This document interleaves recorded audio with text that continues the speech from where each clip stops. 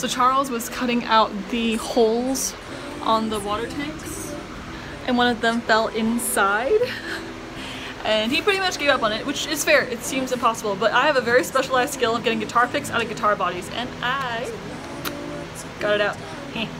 So we're transforming a 1983 school bus into what will be our tiny home on wheels under the rule of our feline overlords Piper and Finn. We're Lyd and Charles. We do this every Monday. Welcome to our lives. Alrighty everybody, so today finally we have all the right parts to finish our linkages and get some initial runs for our water system. Since we're using two tanks on both sides, our linkage is probably a little unconventional. You have the option probably get one big tank so you don't have to do this, so you don't have to worry about small levels of water sitting in your tanks. We're going to be living it full time, so it's going to be getting filled and discharged so quickly and so commonly that I'm not all that worried that we're going to have stale, stagnant water. But we will also have a clean out system and we will be treating our water as necessary. But we have these two here, which are our primary leakages. Our nice wire nuts here, or sorry, nice hose clamps. So I'll have one on one side, one on the other. And we just gotta get this back on there. Everything's already all sealed up. We got that taken care of already. Now it's just a matter of getting these clamps tight without breaking our connector. So, wish me luck. Alright, that's not going anywhere now. So we have this. There. We do the same thing on the opposite side. Everything is clamped in and set to where it will run. So as you can see, we have an outflow on the bottom leaking. The two tanks, they'll fill bottom up. We have our fill spigots. We have our not fill spigots, our discharge, our send feeds. So this is an accumulator tank here. Ugh. So we went with a 1 gallon accumulator, C-flow pump. Everybody has very strong opinions on pump styles. This was decently well reviewed. It's diaphragm pump, it's self-priming.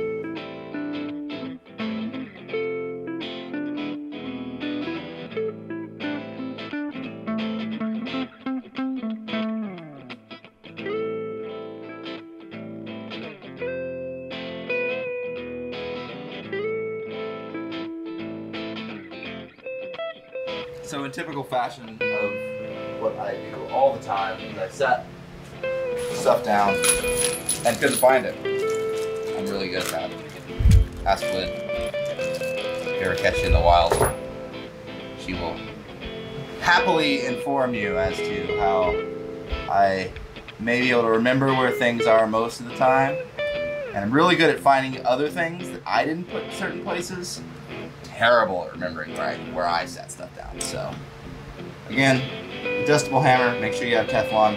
Do not over tighten. If you break one of these stems off, you get a new pump, and that gets a little expensive with not a huge amount of warning. So just hand tighten it. You'll feel kind of when you get that mechanical resistance. We're doing all crimp connectors. We're not doing any of the shark bite stuff. I just don't trust it myself.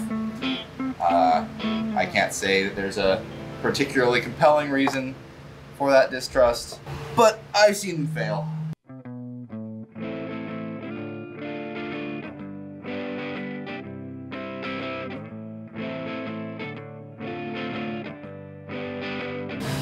So this is our external hookup, and yep, as I kind of expected, this is setting on there nice and easy.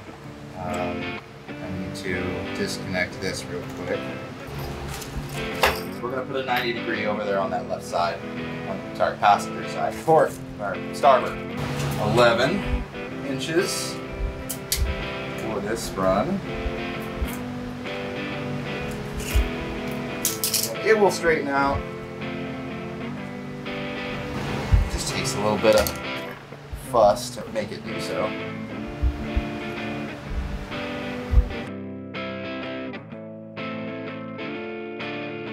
This kind of cutter, you just run it around in a circle. that's that.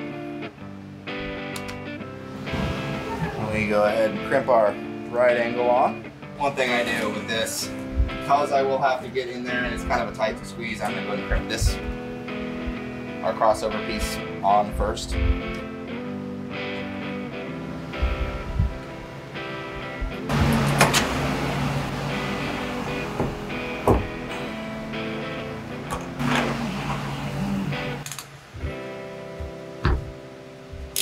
Okay. This will run across here. And in the interest of avoiding pipe rattle,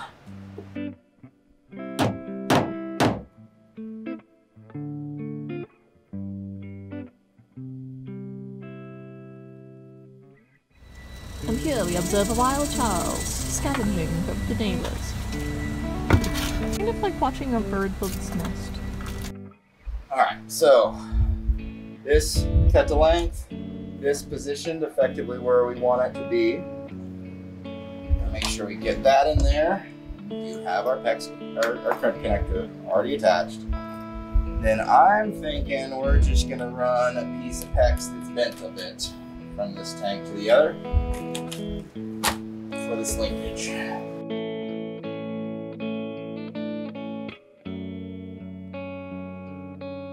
The reason why these seem a little bendy and a little long is because they are. Once everything's set, it'll have a positive join. So once everything's set, it's going to be pushing these into their current sets. Not quite as pretty at times, but quite effective. Oh, the wisdom, which is using another 90 degree.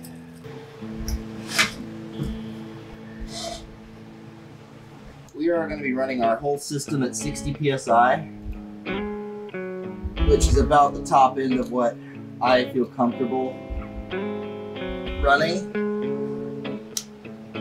Particularly with the amount of water we're having on board. We're only going with, I believe, 92 gallons.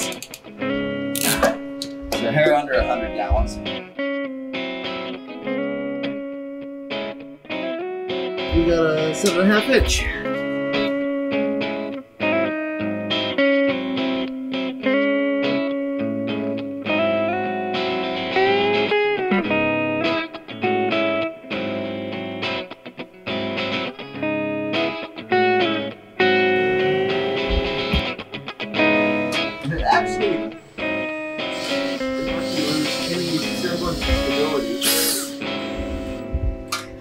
Works pretty well.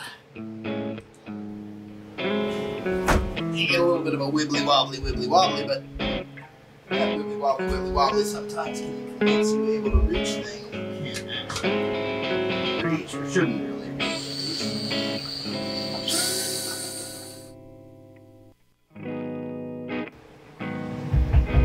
So, one thing cool about these kinds of pumps, they have rubber gaskets between them and their accumulator. So when the pump is running, it doesn't just shake the entire back of the bus if it's not perfectly level. In a bus, nothing's perfectly level. Nothing plays nicely. It's all just kind of whatever happens. So I was gonna get a head start on curtains, and then Finn decided that he absolutely loves that canvas. So I got distracted watching him being cute. Since Charles knocked out the plumbing, we could get started on the shower, which is exciting and terrifying. I really didn't understand Charles's plan, and this looked like a ladder to me, but it made sense once we put it in. Sort of. Our first one.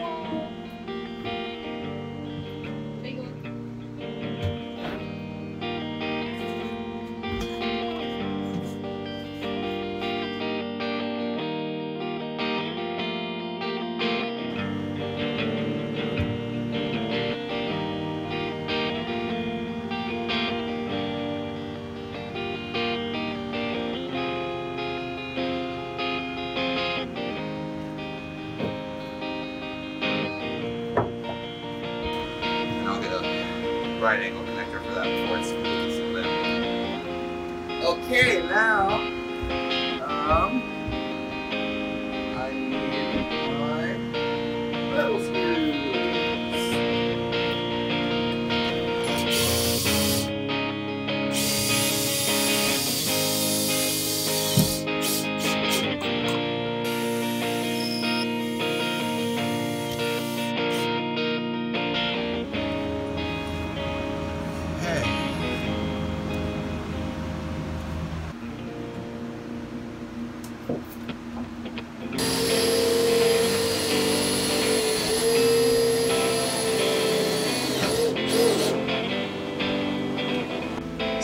is our first wall. It's where our water heater is going to be living, so now we can build out the rest of the shower.